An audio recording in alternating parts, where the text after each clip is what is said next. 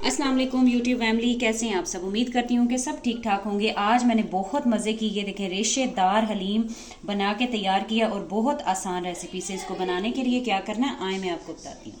हलीम बनानी शुरू कर ली मैंने। दाल भिगो दी थी मैंने, दालें भिगो दी थी। एक दाल नहीं है, इसमें ढेर सारी दालें हैं, थोड़ी थोड़ी सारी दालें हैं। तो ये मैं आपको बताऊं कि ये आप लेंगे शान भाईजान का मसाला। तो इसमें ना एक पैकेट अलग से होता है मसाले का और एक होता है दालों का, जिसमें सारी दालें मिक्स होती हैं। तो इसमें इतनी सारी दालें नहीं होती हैं, ये बड़े कंजूस होते हैं, बस थोड़ी थोड़ी दालें इन्होंने डाली होती हैं। तकरीबन 1 किलो गोश्त का इन्होंने जो है वो पूरा मतलब मेथड रखा होता है, तो उसी हिसाब से दालें होती हैं। अच्छा, मैंने इसमें सिर्फ चने की दाल ऐड किया, बाकी सारा कुछ इसमें काफ़ी होता है। तो चने की दाल मैंने खुद से ऐड कर दी थी, तकरीबन 1 कप। तो अगर तो आपने थोड़ी ज़्यादा बनानी हो, अगर आपको ज़्यादा पसंद हो, यानी क्वांटिटी इसकी थोड़ी ज़्यादा करना चाहते हो, तो आप चने की दाल ऐड कर लें। अगर नहीं करना चाहते तो इसमें जो जो चीज़ें होती हैं वो इनफ होती हैं। तो दालें रात को मैंने भिगो के रख ली थी, खूब अच्छे से सॉफ्ट हो गई हैं। और इनको कर देंगे, यानी एक अलग से देगचा आपने रख लेना है और उसमें 1 जग पानी डाल के सारी दालें भीगी हुई साफ सुथरी दाल है बिल्कुल। और इसका जो जो भीगा हुआ था ना, जो भिगोया हुआ था जिसमें, तो जाहिर है वो उसमें पानी में सारी रात भीगने के बाद दालों की ग़िज़ाइयत उसमें आ जाती है। तो वो पानी आपने वेस्ट नहीं करना, भिगो के आपने रख देना और फिर उसी पानी के साथ इसको आपने बॉयल करने के लिए रख देना।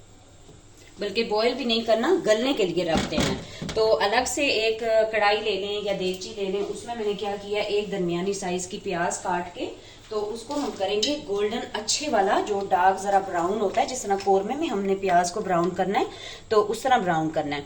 तो आप देख रहे होंगे कि मैं बना रही हूँ हलीम, और हलीम में सब कुछ मिक्स बनता है, तो मैं अलग अलग सब कुछ चढ़ा रही हूँ।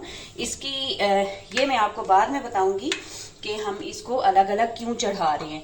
आसानी से बन जाती है, बस इसके 1-2 स्टेप्स होते हैं वो फॉलो करने होते हैं। वरना अगर हम सब कुछ इकट्ठा चढ़ा लेंगे तो हमें जो हमने बाद में जो इसका थोड़ा सा प्रोसीजर हमने करना होता है, तो उसमें हमें मुश्किल होती है। फिर वक्त क्या किया कि मैंने थोड़ा सा 1 हंडिया जितना ऑयल और एक प्याज को ब्राउन कर लेना है, ठीक है। और उसके साथ साथ मैं क्या करूंगी, जब तक प्याज ब्राउन हो रहा है, तो 1 गट्ठी लहसन की, 1 से 1.5 गट्ठी लहसन की है, ठीक है। क्योंकि चिकन मेरे पास तकरीबन किलो से ज़्यादा है, अभी जुड़ा हुआ ही है, तो आहिस्ता आहिस्ता सॉफ्ट होके खुद ही सॉफ्ट हो जाएगा, निकल मतलब क्या कहते हैं, बोटियां अलग हो जाएंगी। तो इसलिए मैं लहसुन अदरक की क्वांटिटी भी थोड़ी सी ज़्यादा ले रही हूँ, ठीक है। तो इसको क्या करना है, मोटा मोटा खूब अच्छे से, जितना दोरी में आप कूट सकते हैं, तो अच्छे से आप इसको कूट लें। अच्छी सी प्याज हमारी जो है वो गोल्डन ब्राउन हो गई। साथ ही मैं लहसुन अदरक डालूंगी। आप देख सकते हैं तकरीबन 2 टेबलस्पून भर के लहसुन अदरक का कुटा हुआ यानी कि मटीरियल है। तो इसको भी अच्छे से ज़रा इसके साथ मिक्स करेंगे, ज़रा 2 मिनट इसको भी पका देंगे। थोड़ा सा लहसुन अदरक का भी कलर चेंज हो गया। अब चिकन इस तरह से जुड़ा हुआ ही उठा के इसमें डाल दूंगी बिस्मिल्लाहिर्रहमानिर्रहीम। इसलिए कि मैंने काफ़ी देर से निकाला हुआ था, लेकिन थोड़ा थोड़ा सॉफ्ट हो रहा है, लेकिन उस तरह से फिर भी नहीं हुआ। तो अब ये होगा कि ये स्टीम के अंदर हो जाएगा। तो डोरी में जो लहसुन अदरक लगा हुआ था उसको भी मैंने उबाल के बीच में डाल दिया। अच्छा, अब ये जो शान भाईजान ने हमें साथ मसाला भी दिया होता है, तो ये मसाले को हम इसमें डाल देंगे। तो इस मसाले के साथ आपको कोई नमक, कोई मिर्च, कुछ भी डालने की ज़रूरत नहीं है। यानी 1 किलो चिकन के लिए ये बिल्कुल परफेक्ट होता है, यानी कि आपको कुछ भी एक्स्ट्रा डालने की ज़रूरत नहीं पड़ती है। अब इसको ढक देंगे और आंच कर देंगे हल्की, तकरीबन 10 मिनट तक, ताकि चिकन खूब अच्छे से जो है वो स्टीम के अंदर खुल जाए। अच्छा, दालें जो हमने बॉईल करने के लिए रखी थी तो खूब अच्छे से बॉईल हो गई हैं। तो जो इनके ऊपर झाग वगैरह ये आ जाती है, तो ये आप लाजमी हटा लिया करें। जैसे हम चने बॉईल करते हैं उनमें भी आती है, कोई भी दाल, जैसे चने की दाल अगर हम बॉईल करते हैं तो ये उसके ऊपर झाग सी आ जाती है, तो ये हमारी हेल्थ के लिए अच्छी नहीं होती। तो जो भी दाल की इम्प्योरिटीज़ होती हैं, बीच में जो स्टार्च होता है एक्स्ट्रा, तो वो काफ़ी हद तक इसमें जो है वो इस तरह से ऊपर आ जाता है। तो कोशिश किया करें कि ये सारा जो है झाग सी जो इसके ऊपर बबल्स बनी होती हैं, ये सारी इस तरह से उठा लें। तो दाल में बॉईल आ गया हुआ है। तो अब क्या करना है कि बस इनको अच्छे से गलने के लिए रख देना है। थोड़ी थोड़ी देर में आपने क्या करना है कि चम्मच चलाते रहना है, इसलिए कि दाल बीच में जो इन्होंने गंदम डाली हुई है, तो वो होती है थोड़ी सी लेसली टाइप, तो वो ये होता है कि उसका नीचे लगने का खतरा होता है। तो बस हर 10 मिनट बाद, 15 मिनट बाद आते जाते आपने क्या करना है कि इसमें चम्मच चलाते रहना है, ठीक है। और ढक के आपने इसको पका देना और थोड़ी सी स्पेस छोड़ देनी। अगर आप पूरा ढक देंगे तो वो उबलते उबलते बिल्कुल जो है वो दाल जो है वो गिरने का खतरा होता है। तो इसलिए थोड़ी सी हम स्पेस इसमें छोड़ देंगे ताकि स्टीम बाहर निकलती रहे और दाल गलती रहे। चिकन को मैंने एज इट इज स्टीम में पकने के लिए छोड़ दिया था, बिल्कुल कोई भी मिक्स नहीं किया था, इसलिए मिक्स करने का फ़ायदा भी कोई भी नहीं था। तो अब क्या करेंगे, हल्के हाथ से इसको मिक्स कर लेंगे ताकि जो भी चिकन है हमारा इस तरह से आराम से खुल जाए और अच्छे से फिर इसकी कर लेंगे भुनाई। लहसुन अदरक और प्याज के साथ ऑयल में खूब अच्छे से चिकन की भुनाई करके तकरीबन 5 मिनट के बाद तो खूब अच्छे से देखें मसाले में बिल्कुल ऑयल ही है, पानी बिल्कुल भी नहीं है। तो इसी मसाले में यानी कि खूब अच्छे से हमने इसकी भुनाई इसलिए करनी है कि ताकि चिकन की स्मेल अच्छे से ख़त्म हो जाए। तो अब एक जग पूरा भर के पानी का इसमें डाल देंगे और इसी पानी में गलेगा। वैसे तो चिकन को गलने में तकरीबन 15 से 20 मिनट चाहिए होते हैं, लेकिन इसके लिए हमें चिकन ज़्यादा गलाना पड़ेगा।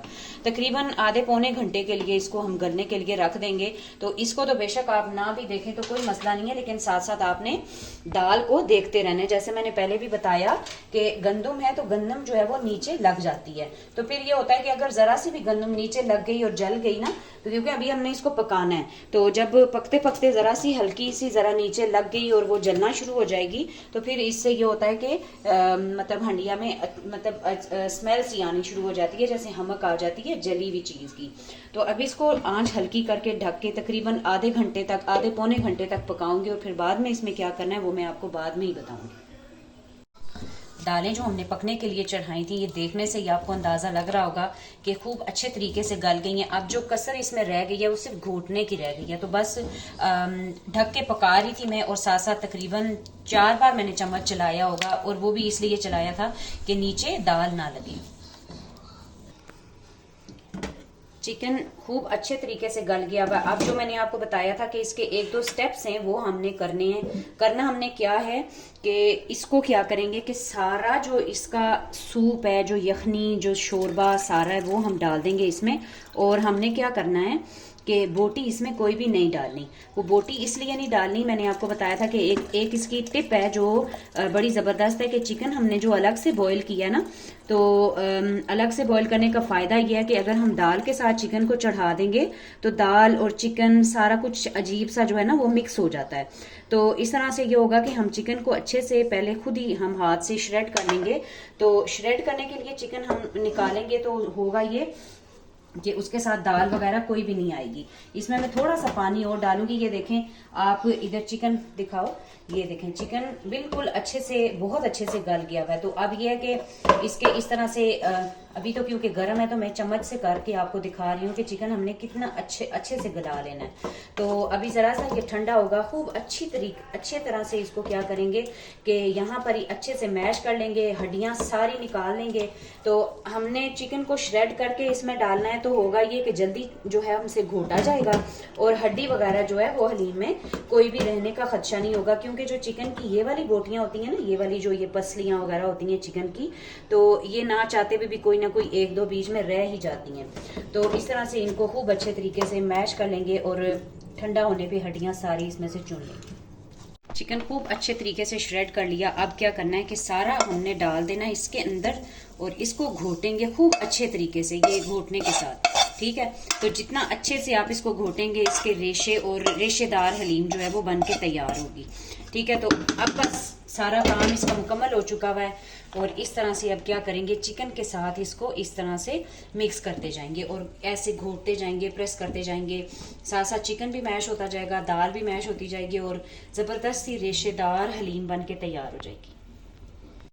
तकरीबन 15 मिनट घोटने के बाद आप देखेंगे हलीम इस सूरत में आ गई, यानी कि आप देखें चिकन और दालें सारी अच्छे तरीके से मिक्स हो गई हैं।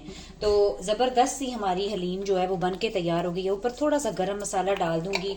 तो इसके ऊपर भी इस तरह से यह कि अगर आपको कोई भी स्पाइस कम लग रहा है, स्पाइस से मुराद ये, इसके साथ वैसे तो और भी लवाजमात बहुत प्यारे से होते हैं, वो मैं आपको बताती हूँ कि हमने क्या क्या तैयारी करके रखी है। फिल वक्त मैं आपको बता दूं कि देखें कितनी अच्छे से हलीम जो है वो घोट के मैंने तो रेडी कर ली है।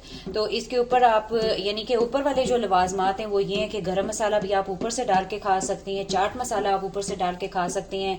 तो जो भी चीज़ आपको स्पाइस जो आपने अपनी मर्जी से ऐड करना हो वो आप ऐड कर सकते हैं। तो ज़बरदस्त सी आज की ये वीडियो थी, मैंने कहा मैं आप लोगों के साथ शेयर करूं। तो अगर आप मेरे चैनल पे न्यू हैं तो लाजमी आपने मेरे चैनल को सब्सक्राइब करना है। तो लवाजमात हमने क्या क्या काटे हैं, खूबसूरत सी हमने एक ट्रे लेके उसमें लीमू, अदरक, हरी मिर्चें और हरा धनिया, पुदीना और प्याज ब्राउन करके हमने सजा लिया। तो ये इसकी हलीम की खूबसूरती होती है और इसके बगैर जो है वो ये डिश अधूरी है कि ये सब चीजें होंगी तो इसके टेस्ट को और भी चार चांद लग जाती हैं।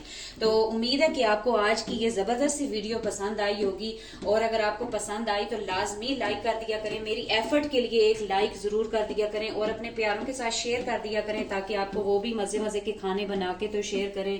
डेली पकाने का हमारा मसला हल हो जाता है कि आपको मेन्यू की समझ आ जाती है, जैसे हर घर का मसला होता है कि आज क्या बनाया जाए। तो इंशाल्लाह ताला आपसे इसी तरह की अच्छी अच्छी रेसिपीज के साथ मुलाकात होती रहेगी, और तब तक अपना ढेर सारा ख्याल रखें, दुआओं में याद रखें और अल्लाह हाफिज।